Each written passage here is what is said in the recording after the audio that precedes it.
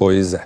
Se as coisas não estão fáceis para os nossos vizinhos, a gente também tem muito o que melhorar. No caso das micro e pequenas indústrias, o cenário aqui inclui dívidas, corte de gastos e expectativas não muito boas em relação ao futuro do negócio. Quem vai trazer um pouquinho mais desse quadro de sacrifício dos pequenos e microempresários da indústria é a Priscila Yasbeck. Priscila, bom dia para você. Que tipo de medidas aí o micro e pequeno empresário está tendo que tomar para manter as portas abertas? Não está fácil não, hein? Não tá fácil, Burnier. Bom dia a você, bom dia a todos. Eles estão tendo praticamente que criar uma nova empresa. É isso que a gente escuta quando conversa com algum empresário. Eles têm que reduzir todos os custos, mudam o fornecedor, tem que até às vezes trocar a marca da tinta da impressora para conseguir evitar a demissão e mesmo assim, em muitos casos, eles não conseguem, acabam tendo que cortar pessoal, que é o lado mais cruel do que a gente está vendo acontecer aí com as micro e pequenas indústrias. A gente teve acesso a um levantamento que foi feito, foi encomendado ao Datafolha pelo Sindicato das Micro e Pequenas Indústrias, o SIMP, que mostra como que está dramática a situação desses empresários, desses pequenos empresários. A gente vai ver, a gente preparou aí 2 quadros para mostrar para vocês. A gente vê que de julho, no primeiro quadro, a gente vê que de julho para agosto, a situação não mudou muito, mas aumentou o percentual de microempresários que não pagaram dívidas com bancos. De 7% foi para 11%. Um percentual razoável também deixou de pagar fornecedores, despesas. E o que mais impressiona desse quadro que a gente está vendo é o percentual de empresários que deixaram de pagar impostos. 23% não conseguiram pagar impostos em agosto. A gente também tem uma segunda tela que mostra os dados de emprego, que também indicam que a situação está bem ruim. A grande maioria das empresas não está contratando, cerca de 90% não contrataram nem em julho e nem em agosto, 17% chegaram a demitir e a grande maioria também não vai contratar no próximo mês e algumas vão até fechar vagas. E a gente vai conversar um pouquinho sobre essa história toda com o José Roberto Gualco, que é um pequeno empresário que vende cabeamento, instala cabeamento elétrico em grandes empresas.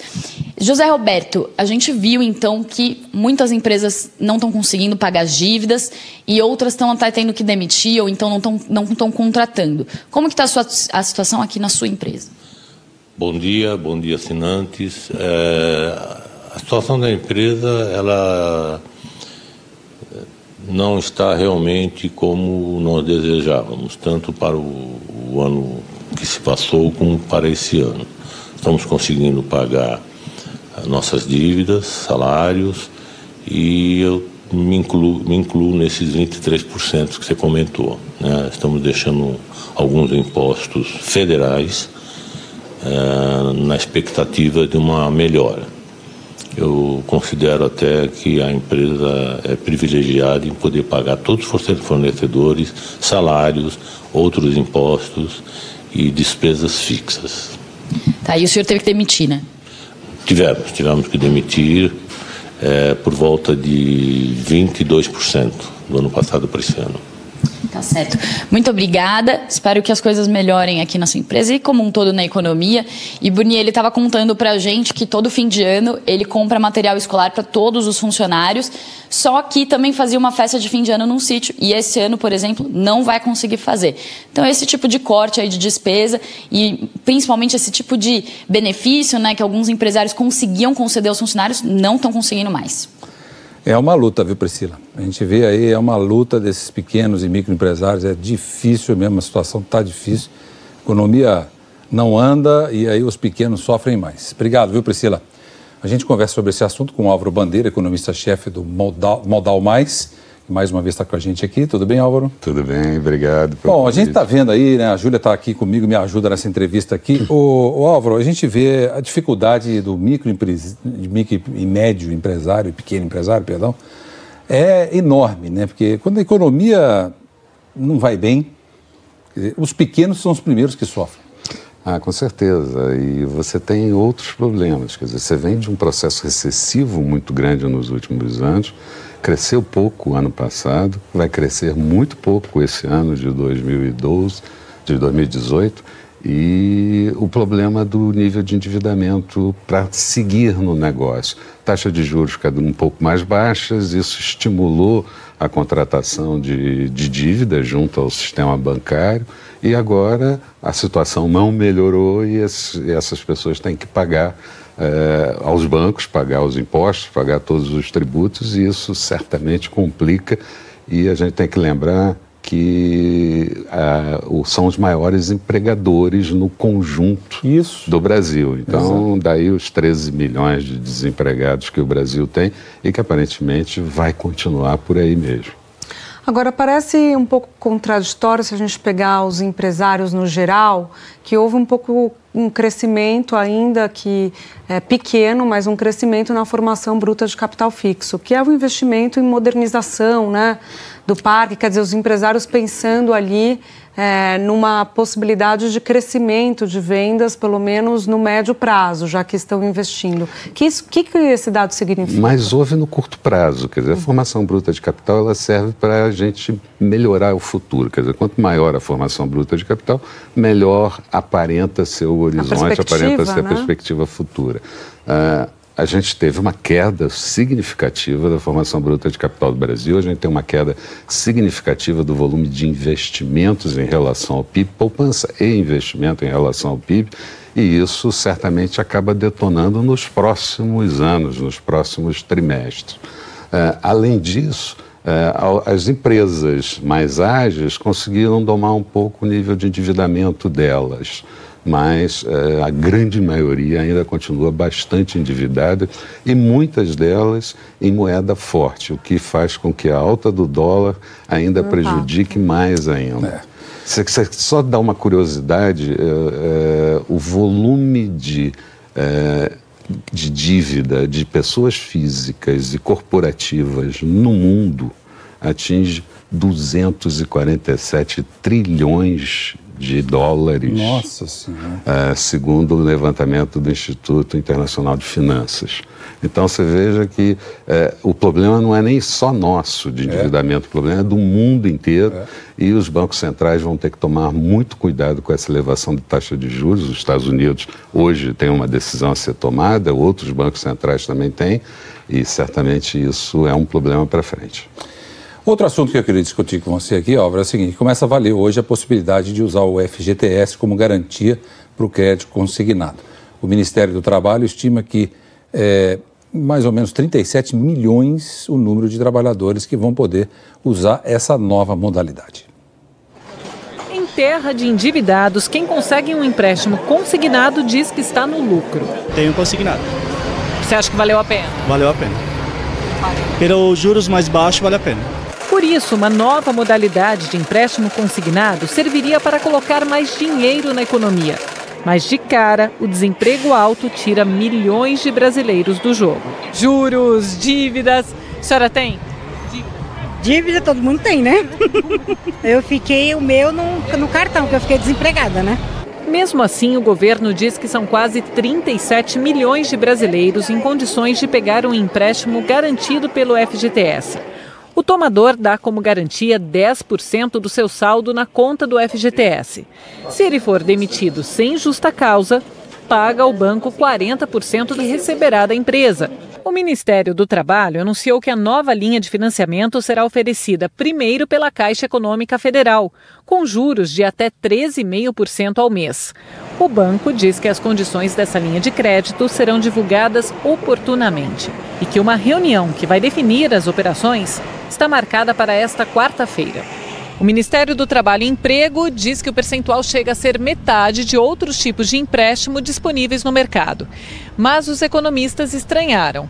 Acharam a taxa alta demais quando comparada com outras linhas de consignado. Segundo o Banco Central, os 5 maiores bancos cobram taxas de juros no crédito consignado para pessoa física sem a garantia do FGTS, que variam de 2,34% a 3,09% ao mês.